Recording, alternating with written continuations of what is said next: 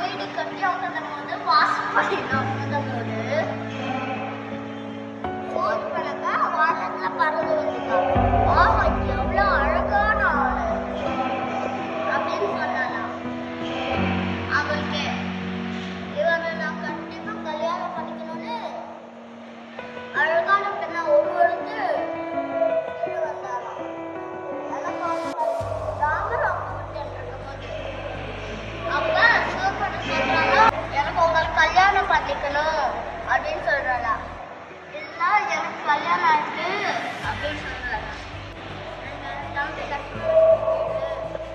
அப்படின்னு லக்ஷ்மணன் கேட்டானா. அவங்க டான்ஸ் ஆடி முதல் காமிச்சாரா. டான்ஸ் ஆடி சுத்தி டான்ஸ் ஆடினாரா. இது வந்து சுத்தி டான்ஸ் ஆடினாரா. டான்ஸ் ஆடின போது ராமர் கூட இருக்கிறனாலதான் கல்யாணம் பண்ணிக்க மாட்டேன் அப்படின்னு சீதமாடு ஒருத்த நறுக்க வரானா.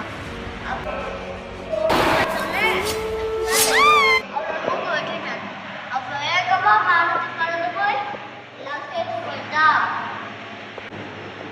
ராமனுக்கு சொன்னது அவன் வந்து ரொம்ப கோவப்பட்டு வந்து மாரீச்சனை கூப்பிட்டான். மாரீச்சா அப்படின்னு கூப்பிட்டான். நீ ஒரு தங்கமான மாதிரி லோகத்துக்கு போ அப்படின்னு சொன்னாங்க. அவனும் தங்கமான மாதிரி போனானா. சீரமா எனக்கு அந்த மாடு வேணும்னு கேட்டானா. அந்த மாடு பார்த்தோன்னா அது துரத்தின்னு போறதா. ஓடி போச்சா ராமன். அதை இல்லே சரி இத ரொம்ப தூரம் போயிட்டாலாம். இத எடுத்துன்னு போக முடியாதுன்னு கொண்டுட்டாரா. சீதா லக்ஷ்மணான்னு கத்துறான். கத்தி சுத்தம் ஏதோ ராமன் காட்சி அப்படின்னு சொல்லி சொன்னான்.